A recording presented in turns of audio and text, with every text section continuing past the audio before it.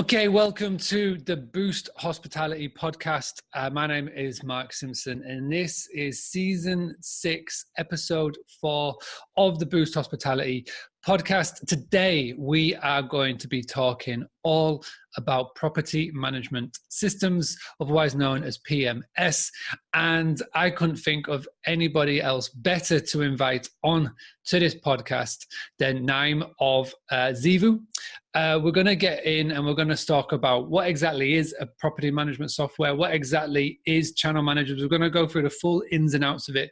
But before we get started, I just wanted to get Naim on, and I just wanted to quick introduction, find out more about him, more about Zivu, and then we'll go from there. So Naim, welcome. How are we doing? And could you just tell us a little bit more about yourself, please?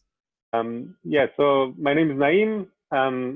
I got into hospitality at a relatively young age, starting off primarily in restaurants as a waiter, and later on in my summer holidays working in hotels. And while at university, I started getting into property, and then the two of them sort of mixed together, and I ended up in service apartments. So my initial encounter was when Airbnb was still a relatively new thing, hadn't quite caught fire as much as it has now. I started off in Cambridge, managing service apartments and setting up a company managing them for others. And from there, I went into rent-to-rent SA before I even knew what rent-to-rent meant or what service apartments were as a term. All I knew about was Airbnb and then something called Booking.com that was meant to fill the gap when things went quiet in August. So that grew quite a bit, and then I started facing issues of systematization as the business was growing. So we went within sort of 6 months of when I started working on it properly to about 50 units, and we started having some expansion issues. So I decided to slow things down, and then took about a year or so to train staff and get things going properly. And when I looked at expanding again, we were facing issues with finding a good PMS or channel manager software. Basically, at first I struggled to understand what the difference was between the two and why you needed to have two separate systems. So that's how Zivu was born, basically. So about 2 years ago now, I started working with our current team on developing the software, and that's our latest project. So in simple terms then, and you just quickly touched upon it there, what is PMS? What is property management software? What is channel manager in the most simplistic ways that you could describe it to everybody that's tuning in? Sure. The way I'd put it is that the property management system is the brains and the channel manager is the arms. So you've got sort of everything sitting in the PMS, coordinating stuff, and then you've got the channel manager that's linking you up with the different websites, grabbing the bookings, sending out the prices, and so on. So they're meant to help, simplify the running of your business, help with your marketing, advertising, reaching more guests across multiple sites, and automating the collection of those bookings and processing to some degree. So in your opinion, why is it so important to have a PMS for your business, whether it is service accommodation or hospitality? So I guess in service accommodation, it's slightly more complex than running something like a hotel in certain aspects. Now, if you've got food and beverage in the hotel, of course, that adds complexity. If you've got swimming pool and saunas and spas and all of that. But just in terms of if you're doing self-catering rooms only in a guest house, say, or if you're doing service apartments, the issue with service apartments is that you've got multiple units in different locations. And once you start looking at the operational aspect of managing those and ensuring that the quality is maintained and that all the stakeholders are kept informed, such as your cleaners know where to go at what point, that you can be sure that the clean's been done, that you can remotely monitor the qualities of those cleans without having a head housekeeper who's going double checking on everything. To make sure you've got the supplies in place, you've got your linens there, your access arrangements are in place. So as you start adding more and more units, those things add in complexity, and it sort of doesn't scale linearly. You just end up in a mess. So I do know of people who've got up to 15, 20 units who don't use any software. They run on spreadsheets and Google calendars and just think OTAs between themselves. But it takes up a lot of time, and there's a lot of potential for error. So it's okay as long as the business owner is doing it. But if you're thinking of starting to outsource things, if you want to have a VA who's going to answer some emails and they need to know what's going on, you really can't rely just on spreadsheets and iCloud things. Yeah, 100%. That just sounds messy. Like I say, I recommend everybody has a really good property management software, channel manager, and a booking engine, because there are still so many people that I come into contact with that don't have a booking engine on their website. And it's just the fact, I've said this many a time, if you haven't got an access on your website where someone can go online and book, then you are going to get left behind in 2019-20. The way that somebody books a property now has changed so much. The old age method of guest finds property, sends an email to the property owner asking for availability, waiting for a response and booking it, has gone. People want it on an instant. So if you haven't got the systems and the structure set up, specifically when you've got listed on booking.com, Airbnb, HomeAway, Expedia, you just open yourself up to double bookings, unhappy guests, and your business will just suffer for it. Okay then, so real good analogy of what a PMS is and a channel manager. And like you say, you have been involved in serviced accommodation for quite a while now, and you've got to know through just networking and being in Facebook groups so many service accommodation owners. What is the one big mistake that you see people make when they first join a PMS, sign up to a PMS, or when they first get started on listing their properties on these softwares? What's the one big mistake that you see the majority of them making? It's going to sound a bit funny, but I think one of the biggest mistakes is the research that people do. So, everyone wants to be as systematic as possible. So you get your spreadsheet, you put your features, and then you categorize them, and you say, I'm going to call all of them up, I'm going to have my demos, or I'm going to go on their website, and I'll see how many of these boxes they tick, and I'm going to look at the price. And whichever has the best sort of ratio between features and price, that's what I'm going to go for. Now, there's two issues with that approach. I'll first talk about the features issue, and then I'm going to talk about the price issue. The issue with the features is that pretty much everyone tries to tick the boxes, okay? And they will tell you that they tick the boxes. The question is, how do they tick the boxes? So a lot of systems out there will tell you they can store secure deposits for you, no problems. Once you start asking more questions, they will tell you they can integrate with various websites. Once you start asking questions, maybe it's an iCal instead of a full API integration. Well, what does that mean? Well, actually, you could end up getting lots of double bookings. You can't send your prices out, and you can't retrieve the booking. So that's the feature issue. As long as it ticks a box, does not mean it's going to get the job done. And the pricing, I've come across a lot of people who try to find basically the cheapest for the features that they can get. Now, the issue with that is that, as I said, not every feature that is ticked is served in the best way possible by every PMS. So if you only look at your price and you don't actually start to look at how much admin time you're spending on managing things through that PMS, well, you don't have the full equation.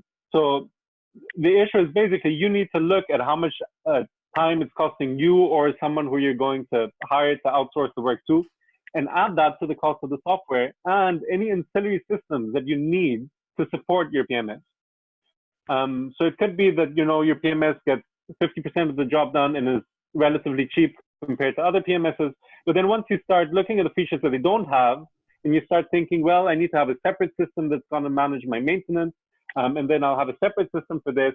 And then if you start looking at the amount of time it takes for you to log in and log out and copy information across, well, then, those cheap prices don't look that cheap anymore. Mm-hmm. I like that. Buy cheap, buy twice. And I totally get it.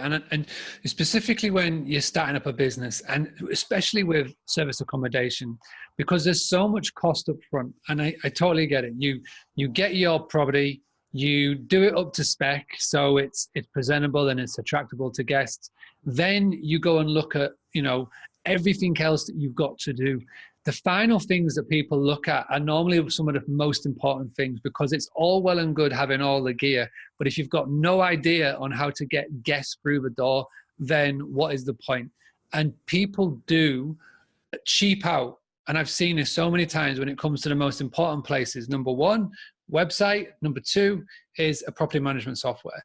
And they go for the one that is the cheapest, or they make an error in just assuming that the one that's in front of them, the one that all of their buddies are on, are the best one for them. And like you said, not every two businesses are the same. And I really like that bit of advice there, is that you've got to do your research. I mean, look at the training that goes on how to source a property. So much research is done on that, on how to find your property. So why aren't you doing the same amount of research when it comes to picking probably the most important part of your systems and your structure? What is some of the bad advice that you see being given in the industry? Well, I'd say that perhaps some of the worst advice is outdated advice, namely something that worked 3-4 years ago but doesn't work anymore. So even when I started, my apartments myself, it was enough to put it on Airbnb and you were fine. You were making lots of money. Then things started weakening a bit, and you had to sort of start going on Booking.com, and you had to think around with HomeAway and holiday lettings, and it sort of worked for another year or two, and then the market really started getting crowded. So if you want to make it work, you basically need to be able to keep that extra slice of income that you're paying to the OTAs or the listing sites. So I'd say the biggest advice is the missing advice. The things that are not being said about how important direct bookings are and how you go about getting those direct bookings. I think that's a real lack in most of the training programs out there. Yeah, I like that. And I like your tagline with Zivu. What is it? The book direct revolutionary. Is that right? The direct booking revolution. I don't know if you can see. Direct booking revolution. I do see that on the t-shirt. Nice little product placement. I like that. So you're 100% right. You're 100% right. Book direct or direct bookings is not talked about enough. And that is my one goal with this podcast series, is to spread the word about direct bookings. And it's one of the big reasons why I wanted to get you on this podcast and on this series, is because it is so important for everybody to do. You're 100% right. 3 or 4 years ago, you could just throw up a listing on Airbnb, get really nice photos so your listing stands out, and that's it. That's all you needed to do. The same on booking.com. But now the amount of people that are doing rent to rent or rent to SA, they're all been getting told the same things at these courses, and you can spot somebody a mile off who's doing service accommodation and the courses that they're doing by the state of the photos. And it has become oversaturated. You can just see in the major cities. So you have to be doing something even different now to stay ahead of the trend, to be getting that booking first, that direct booking. Or even if you have got an OTA booking come in, you got to know how to convert that into a direct. And Amanda and David, they spoke about it in episode 3, and obviously we're going to go on and talk about it now. But what is Zivu's goal then? You've created this business out of a need, scratching your own itch, which is normally why some of the best businesses are created. But what is your sort of 5-10 year goal with this and with direct bookings, would you say, Naim? Sure. So what I'd say is that the business itself, or the software itself, was born out of the need, the PMS side, the channel manager side, and all of that. It was probably a conversation on a Facebook group. I think it was a post by Jason Living. And that really triggered what has turned Zivu into becoming a cause rather than just a business. The cause for getting the direct booking. And the conversation was regarding rate parity, narrow and wide rate parity. Now, I'm not going to go into much detail, but basically, OTAs will penalize you if you have a cheaper price on your own website than on their website. It used to be that you were not allowed to have a cheaper price on any OTA. So you basically have to preserve the same price across all the OTAs. From my understanding, right now, you can have OTAs, but you can't undercut them through your own website. So the idea came to me, why don't we just have a communal website where people can advertise their properties, where they don't have to pay any commissions, and given that it's not their own website, they can give discounts, they can give direct booking advantages to guests. So that's how sort of the main, what's now the main bit of Zeevou came about, which is trying to create this communal booking engine for anyone who's hosting, who's managing their properties through Zeevou, that allow guests to book across all these properties. Now we haven't exactly decided how it's going to work. Maybe, you'll have a point system, or you'll have a 5% discount, or whatever it may be. But the idea is, once we've got enough properties in the system, it will then be of a great advantage to all the hosts to encourage guests to always book through Zeevou Direct, and to get leads for each other.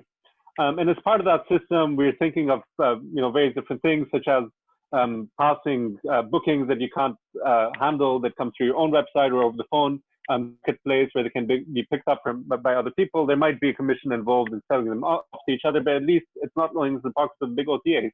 We're thinking things of creating a central blacklist. Again, that's something that I think Amanda's quite keen on, where we can exchange information as to who's come and damaged a property and then tries to book another property. If the system can detect that guest has already been blacklisted, then it could give a heads up to the new host to say, well, look, something's fishy here, keep your eyes open. Yeah. No, I like that. I really do like that. And funny enough, Jason Living was episode 1 of season 6 of the Boost Hospitality podcast. So it's good that all of the good people are chatting and sharing this. And it's a really good idea. And I really hope that in 5 to 10 years, when we do this podcast again, and when we're chatting about the evolution of Zeevou and the direct bookings in the SA world, then we can sort of look back on this, because that'll be amazing. So obviously you mentioned there that the product and the website is still in beta, and you're looking to go live September, October 2019. So as we all know, podcasts and interviews are evergreen and they stick around forever. So just in case someone is listening to this in September or October 2019 or beyond, and they want to come out and find more about Zeevou, where is the best place to go? Well, as we're on the Book Direct mantra, go to zeevou.com. You'll be able to find... How do we spell it? So Zeevou is ZEEVOU. That's Zulu, Echo, Victor, Oscar. I'll put all the links and everything in the show notes for this, so do not worry. But that was good. That was really good. So I just want to say thank you very much for coming on. And I wish you all the best with it. And I love that there is now somebody else in the service accommodation world who's talking about direct bookings and book direct. So I wish you all the best. Thank you very much. And thank you everybody for tuning in to this episode of the Boost Hospitality Podcast. This is season 6, episode 4. If this is your first episode that you have ever listened to, please go back to the full back catalogue. You will learn so much, including the 5 steps to a booking process, what the guest goes through, how to run a perfect Facebook competition. We interview hospitality owners from all over the world to chat about their direct booking journey, and so much more. So this is Mark Simpson. I'm the founder of Boostly. You can go and find out more by going to boostly.co.uk. If you want to get the full back catalogue of all the podcasts, go to boostly.co.uk/podcast. And whilst you are in iTunes, before you leave, go leave one of those lovely 5-star reviews. And I shall see you next time for episode 5, season 6 of the Boost Hospitality Podcast.